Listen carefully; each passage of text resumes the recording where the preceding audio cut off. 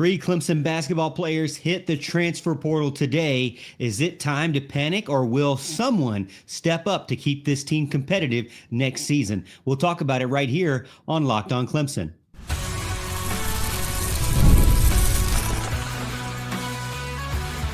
You are Locked On Clemson, your daily podcast on the Clemson Tigers. Part of the Locked On Podcast Network, your team every day. What's up, Tiger fans? Morgan Thomas here, Clemson fan, Clemson grad, host and producer of Locked On Clemson, and host and producer over at 105.5 and 97.5 FM The Roar. Thank you so much for making Locked On Clemson your very first listen every day. We're part of the Locked On Podcast Network, your team every day. And if you're new to the show, be sure to hit the like and subscribe button and notification bell so you never miss an episode. And don't forget to follow me in between episodes over on X at the Morgan T Show. Today's episode is brought to you by Game Time. Download the Game Time app, create an account, and use code LOCKEDONCollege for $20 off your first purchase. Hey, today's episode is going to have a little bit of basketball talk. As you know, the season has winded down, but it's still a lot of stuff going on for the basketball team now that we're in the postseason for this team. And then Clemson Baseball takes down a big foe in number 11 Wake Forest in thrilling fashion on Sunday.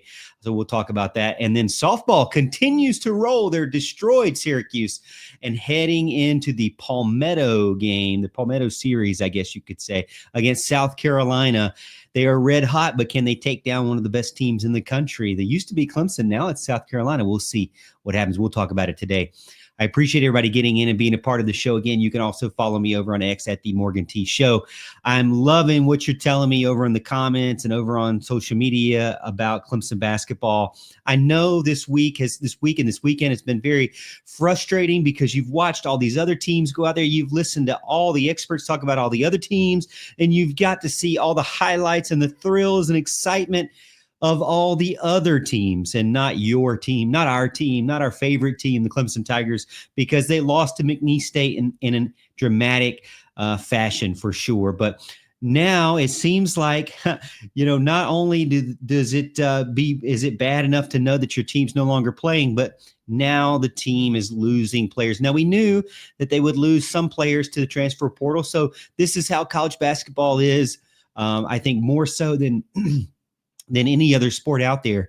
But, Brad Brownell, we knew that they were losing some of these guys that were done for sure, like Victor Locken, Chase Hunter, Ian Shefflin, those types of guys. We maybe have an opportunity to keep Jaden Zachary because he played 1 year in JUCO, and he said he would like to come back to Clemson if he can. So we'll see. That still out there for an option for Clemson. So you're looking at who are your returners.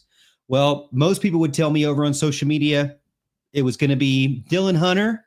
Okay, I like that. He seemed to get a little bit better this season. He's never really a superstar type player. Nothing like his brother so far, but that doesn't mean he can't develop into that. And my theory on younger brothers, a lot of times the younger sibling is much more scrappy than the older one. So they got a lot to prove. So maybe Dylan Hunter fits in that role of a new leader for the team. I like it. I like it a lot.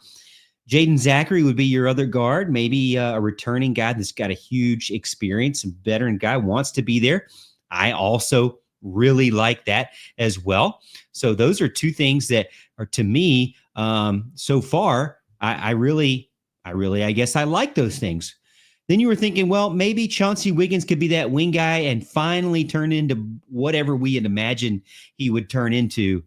And unfortunately, he was one of the guys that Clemson lost. So we got to call it like it is. The roster took a major hit today, and not in a good way. And a lot of fans have said to me and messaged me and said, well, Morgan, this is why I wasn't in favor of giving Brad Brownell such a huge contract extension. 6 years just seems like, who knows what's going to happen? How consistent can you be? And it does seem, and I will say that I will entertain those fans and say, it does seem like Brad Brownell has a couple of average teams, and then he has a run of two good teams, just enough to get a contract extension. And then Now we'll have another run of some average teams. I don't know if that's the case or not, but it seems like that's kind of been the MO. Couple of average teams, really good team, contract extension. Couple of average teams, really good team, contract extension. I don't know if that's the case or not. That's just that's the perception that I have as a fan. You can tell me if I'm right or wrong there. But the three players that are out as of today, Chauncey Wiggins, you could say he was a starter, a stretch forward, a shooter. I don't really know. I'll get into a little more about my thoughts there, but Chauncey Wiggins was one. The first one really on the list was Asa Thomas. I hate to say that because I'm a Thomas myself, no relation there, but Asa Thomas, redshirt freshman, never really found anything much of a rhythm. So I can't say that I'm hurt by that. I mean, it hurts Clemson's depth, and it does seem like he was one of those guys that was in that rotation in Brad Brownell's mind of, okay, this guy's earned enough in practice to get a little bit of time, but he really didn't ever play a ton. So I'm not really sure what to make of that other than, okay, good luck wherever else you go, because you really didn't get much of an opportunity here, whether it was our fault or his fault, who knows. Dell Jones, on the other hand, that was one that I think hurt fans the most. This is a guy that we liked seeing on the court. We felt like was a contributor to the team. We felt like that he was an up-and-coming star with a lot of upside on him, but now he's gone. So you kind of felt like he was getting more and more minutes as the season went on, but now he's not going to be a part of the mix. I don't know. He wasn't originally from this area, Maryland. So, maybe he wants to go somewhere closer to home. I don't know, but it does seem like kind of a little bit of a shock there on that one. And then finally, going back to Chauncey Wiggins, he was more of a starter, I guess you could say. He played a lot more minutes than the other two guys. And the biggest thing about Chauncey Wiggins, and I know you will agree with me when I say this, is that he had a lot of expectations, a lot of potential. He had all of the raw athletic ability, all of the measurables, but never really translated to anything that was exciting to talk about in basketball or to watch. I mean, he'd hit a three, and when he was on, he was a 35% shooter from three, which was good, but he didn't do anything else for you. For multiple years, he's 6'10", would refuse to get rebounds, refuse to do anything on defense. And oftentimes, especially at the end of the season, basically disappear. I mean, it was almost as if he wanted the season to end because he wanted to transfer. Here he is. He's transferred now. I don't know. I mean, everybody backed him on the Clemson side. I mean, I felt like every fan, whenever they mentioned his name, it was, gosh, I can't wait for him to break out. I can't wait for him to be the superstar that we know he can be. And it just never happened.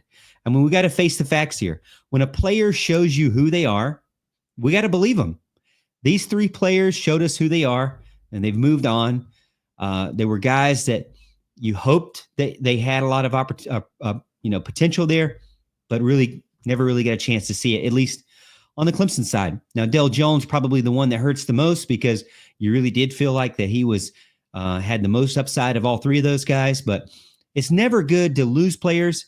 And now Clemson, when you look at some of the roster management junkies out there, Cliff Spammons, one of the guys on social media on X, they have 6 open spots now on the roster.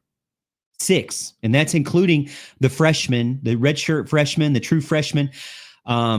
Who is going to fill this void? Well, on the roster, there's a couple of guys, Dallas Thomas, another Thomas. We'll keep him maybe.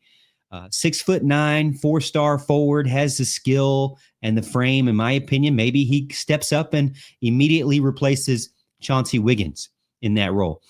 Ace Buckner, son of Little John legend Greg Buckner. He brings defense and shooting to the team. So possibly he could fit in a role there. And then I think one guy that everybody is looking forward to is Zac Foster. We talked about him a couple of weeks ago, and he's like a 6'4" guy. He is kind of a combo guard. He's pretty polished, and To me, when I look at his film, he's pretty polished. He's a scorer. He's a creator. He's got really good, and I don't really know if I want to say this, but I'm going to say it. He's got good basketball IQ. Okay, he's smart, and I like the way he plays. He needs to be able to adjust to that college basketball pace, but I think he can. So, is it time to panic? Well, I don't think so. I wouldn't panic yet because there's one other thing I forgot to mention in this list of ways to replace these guys. Clemson has some of the guys on the roster that you might be interested in seeing, but Brad Brownell is the transfer portal master. So you got to think he's going to bring in 3 guys, maybe 4 guys. They need 6, really. My goodness. But you got to think he's going to bring in 3 like he's always been able to do, right? I mean, don't you trust of anything Brad Brownell to bring in some elite guys that are from the transfer portal? I think that's the one thing of anything that I do trust of Brad Brownell. So they lose 3 guys in the transfer portal. I'm not hitting the panic button yet. We'll see what Brad Brownell can do, the master of the portal. Daylight savings snuck up on us again, and if you're feeling that lost hour of sleep, 5-Hour Energy has your back. The extra sunshine means more time for fun, but sometimes you need a little boost to power through. Whether you're staying up late watching the NCAA tournament, squeezing in a round of golf after work, or just trying to keep up with your busy day, 5-Hour Energy gives you that quick, refreshing pick-me-up whenever you need it. I've been staying up late watching all this tournament action, and 5-Hour Energy helps me in the next day for sure. Head over to 5hourenergy.com to find over 15 flavors to choose from, including watermelon, blue raspberry, peach mango. You can even build your own 12-pack or 24-pack delivered right to your door. Need one now? Grab a 5-Hour Energy shot at your local grocery or convenience store. They're everywhere. Stock up today and stay energized.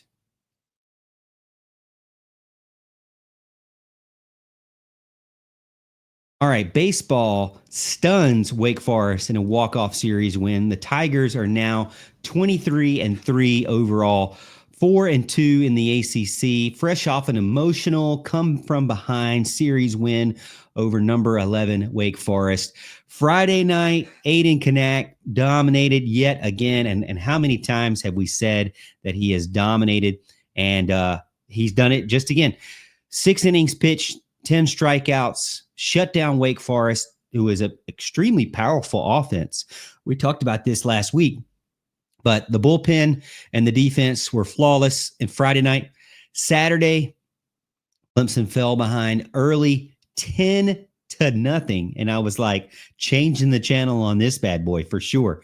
However, I shouldn't have done that because they came back and they clawed their way back to make it a 12-10 loss. Jacob Jarrell was robbed of a game-tying home run in the 6th inning, and the game was over after that. But Clemson showed heart to fight back. And again, this comes back from a Wake Forest team that definitely can put up a lot of runs. So Clemson holding them or being able to hang with them was really good. Sunday was another kind of similarity. Not as many runs, though. Down 6-0. Clemson scored 7 unanswered runs and won it in walk-off style. Tristan McLaddy scored the game winner on a wild pitch. Dominic Listy delivered 3 clutch RBIs. And Lucas Smallstedt was nails out of the bullpen yet again. Now he has 8 saves on the season. Clemson now 16-1 at home and has beaten 2 top 15 teams. And they, again, look everything as like a postseason contender as you would want. When it comes to Clemson baseball, the takeaways for me so far, kind of halfway through the season now, is that Clemson is built to win games in many different ways. You know, this weekend they had to rely on their pitching depth, and that showed up. They had to rely on clutch hitting. That also showed up. And then being smart on the bases was huge as well this weekend. Tight contests matters, with little things matter. And Clemson has the recipe to go deep for sure this summer. And I really love what I see from them. They're not just a home run ball team. They're not just a small ball team. They're kind of a mix of a little bit of everything in what you need. And the pitching staff, what we saw was what was on paper is this team is really good. And, you know, actually on the diamond, they're really good too. Another guy I want to give a shout out to is Lucas Malstedt. We really haven't talked about him much, but he continues to perform at an elite level. He picked up a save Friday and then a win on Sunday, pitching a combined 4.1 innings, shutout innings with 6 Ks. His ERA is among the best in the nation. And as I mentioned, he has 8 saves. Just solidifying this bullpen. You got Garris is doing great, Titsworth, Malstead. I mean, you're not really worried about bringing in anybody from the bullpen because of what Clemson has. They have a couple of starters that are doing really well and a lot of guys in the bullpen that are also guys you can count on. Dominic Listy still just tearing it up at this level with Clemson. It is amazing to see. He is what you'd call a spark plug for the team. He is dominating. 4 for 8 in the final 2 games, 4 RBIs, multiple clutch hits, showed patience with 4 walks over the weekend as well. So you got to love that. They got star players on the offense as well. The Tigers continue to defend the Doug very, very well. Clemson is now 16-1 at home, and the energy at home, man, you got to love it as a Clemson Tiger fan. 23-3 overall, 4-2 in the ACC, 18-2 at home, number 4 overall nationally. Some might have them 3 or 2, depending on where you look at. The Tigers are the real deal. 290 team batting average with 25 home runs. The team ERA is 386, and opponents hitting batting average is 210. So they're almost 100% above their opponent. And the defense right now, the fielding percentage is 974. So they've shown that they can win in literally every single way. Hot players for me, my list of hot players right now, I'm going to say Dominic Listy, left fielder, 341, 28 runs, 28 RBIs, 8 doubles, 533 on base percentage. Absolute team leader in walks, tremendous hitter when you need him the most. Jaron Purify, my buddy Mickey Plyler on 105.5 The Roar, his favorite player, 358, 25 runs, 21 RBIs, 10 stolen bases, leads the team in batting average and stolen bases right now. So hit safely in all 3 Wake Forest games this weekend. I already mentioned him, but I'll mention him again. My other guy got hot is Lucas Malstedt, 0.87 ERA, 8 saves, 1 win, 20.2 innings pitched, and 29 Ks. And a opponent batting average of 164. Ice cold, baby. Ice freaking cold. Best reliever in the ACC. Can I get a name in on that one? Tristan McGladdy. Got to put him up there. A lot of people were like, who is this guy? Well, guess what? 309 average, 15 RBIs, 6 stolen bases, 564 slugging. Scored in the Sunday's walk-off win. Absolutely clutch.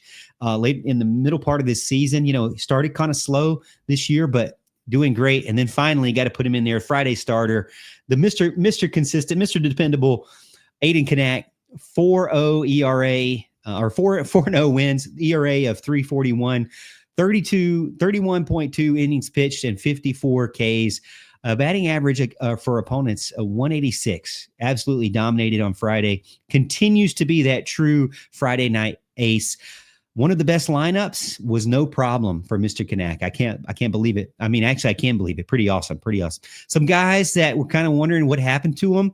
Ethan Darden didn't have a good Saturday. He gave up 9 hits and 8 runs in 2.2 innings pitched. So still a very valuable second option as a pitcher. Just, that was an elite lineup and ate him up pretty quick for sure. Colin Priest has also kind of slid down a little bit in the DH role, 217 batting average. Lowest one on the team for starters, but he needs to just kind of get out of it. I mean, he's still doing well getting on base as far as walks are concerned, but he was 0 for 4 on Sunday. So I'd like to see a little bit more from him, get back into that hot streak that he was in. But that's baseball for you. I mean, they're still one of the best teams in the country. It is exciting to be a fan. And I look forward to more games this season. Can't wait to see how far they can go. Maybe this is the year. I don't want to jinx anything and say what I'm saying by that, but you know what I mean, that maybe, just maybe, this is the year they can go pretty far. Imagine watching your favorite team live, feeling the energy of the crowd and witnessing unforgettable moments. There's nothing like experiencing a big game in person. Getting tickets shouldn't be stressful. That's where Game Time comes in, making it easier than ever to grab last-minute seats at unbeatable prices. Game Time Picks curation makes it easier to find even better value for tickets to sports, concerts, comedy, theater, etc. You name it, they've got it. And the easy ticket shopping, I just checked out the Game Time app, and there are amazing deals and some huge matchups coming on. So you gotta check them out. And I love the peace of mind you get when you see the seats before you buy them. No surprise fees, lowest price guaranteed. You can book with total confidence. Take the guesswork out of buying tickets with Game Time. Download the Game Time app, create an account, and use code LOCKEDONCollege for $20 off your first purchase. That's Locked On College for $20 off. Download Game Time today. Last minute tickets, lowest price guaranteed.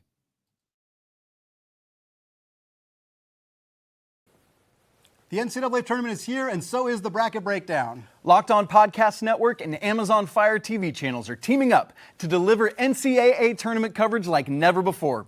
Watch studio shows featuring former players and Locked On's local experts as they guide you through every upset, buzzer beater, and bracket matchup. Stream it all for free on Amazon Fire TV channel. Search Bracket Breakdown to see it all for free. It's your team every day. All right, let's finish up the show talking about some Clemson softball, if you will. You know, I love some softball, so I want to get in on the support of our ladies as well. They absolutely dominated Syracuse this weekend. They got to play South Carolina tomorrow afternoon. Clemson softball is on a tear right now, 33-1 outscoring Syracuse. They swept the Orange 8-1, 10-0, and 15-0 this weekend. That's 33-1 over 3 games now. Now they are 24-9 overall, 6-3 in the ACC, and have a 5-game winning streak. The stars of the team, if you're curious, it would be Maddie Moore. She is hitting .473 with 8 home runs. She is an amazing defender on second base as well. And our amazing transfer from North Carolina, Alex Brown, she is literally having the best season of her career, batting .434, 11 doubles, 38 runs scored. You got to love these two girls because, man, they are amazing to watch. Alex Brown at third base, Maddie Moore at second. I mean, the infield is absolutely locked down. Julia Noller over on third base leads the team, or on first base leads the team with 10 home runs and 40 RBIs.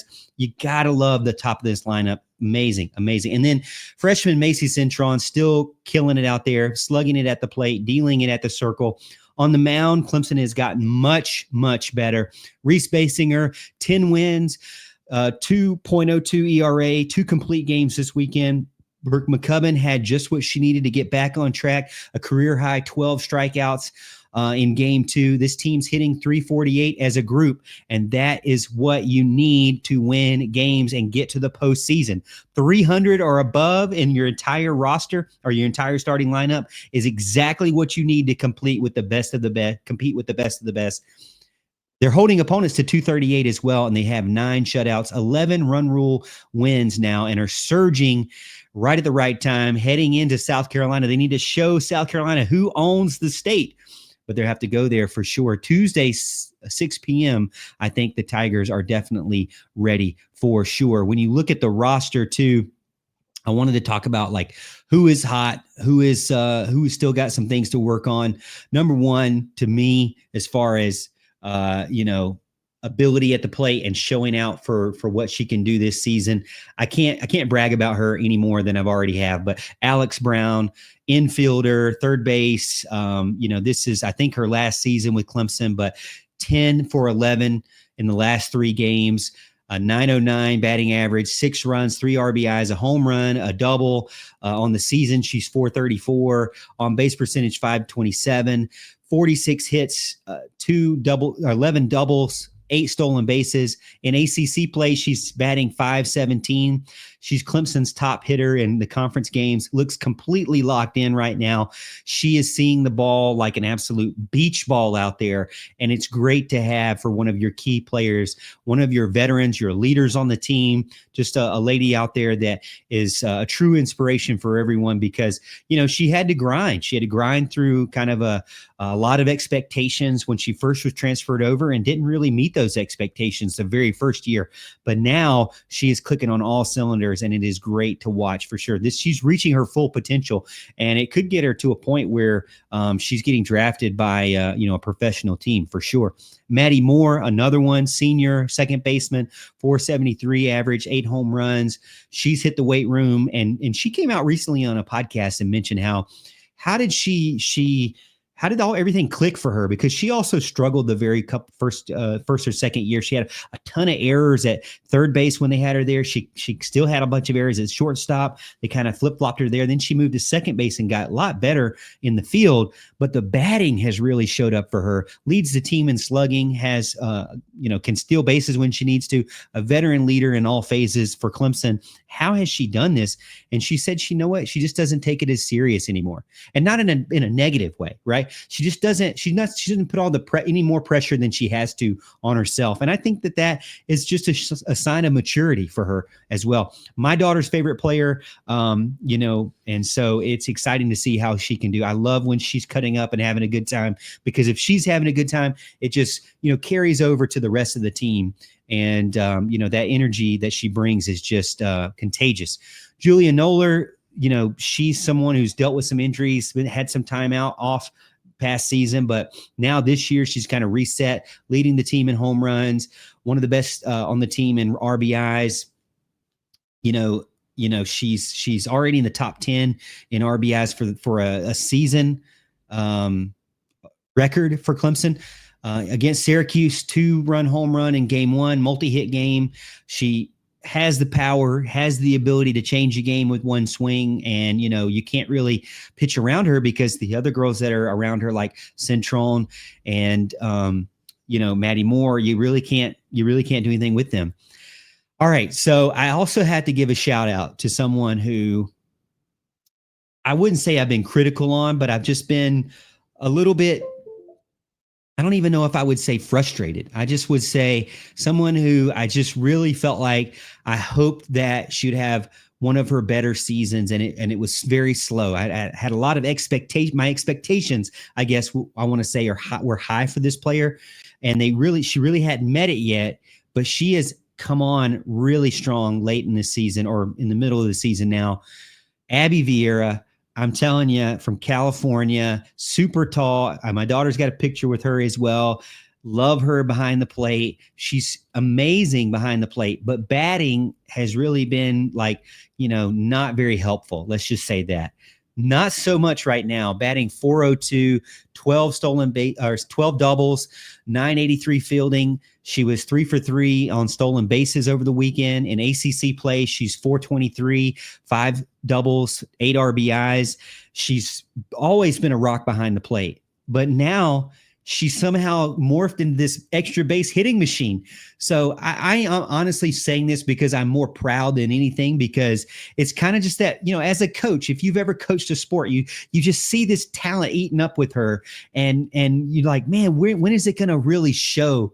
When is it going to really shine on the national stage? And now it seems to be doing that.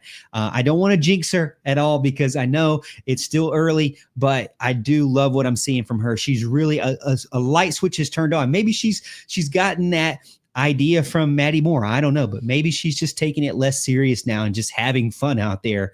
And if that's the case, then we're also having fun with her as well. And then you got to give a big shout out to Reese Basinger. She's 10-3 now, 2.02 ERA, 90 innings pitched, opponent batting average of 207. Last 2 starts have been complete games. One was a shutout, 11 innings pitched, 1 earned run, and 11 strikeouts. She was brought in from Winthrop as a transfer to be the ace, and she has definitely lived up to that. So she is back into vintage form for sure. So it's been exciting to see what she has been able to do for the Tigers this season so far. So I'm loving it. Hopefully you love this recap. I'll say it's a Monday night recap for basketball, baseball, and softball. A lot of good to be had here at Clemson, and looking forward to more the rest of the season for all of these teams. And thank you so much for being a part of the show, making Locked On Clemson your first listen today. Don't forget to check out Locked On College Basketball with Isaac Shade and Andy Patton for your second listen. March is here, so be the most informed college basketball fan throughout the madness. And if you get into those times where you have brackets where you have maybe a second chance bracket, you got to go. I listened to I binge listen to these guys over on podcast because they're getting me up to date on all the games that I can't see so I can be the most informed fan out there. Find Locked On College Basketball on YouTube or wherever you listen to podcasts. Hey, and as always, Tiger fans, this is Morgan Thomas saying I'll see you tomorrow, and I'll see you at the top of the hill.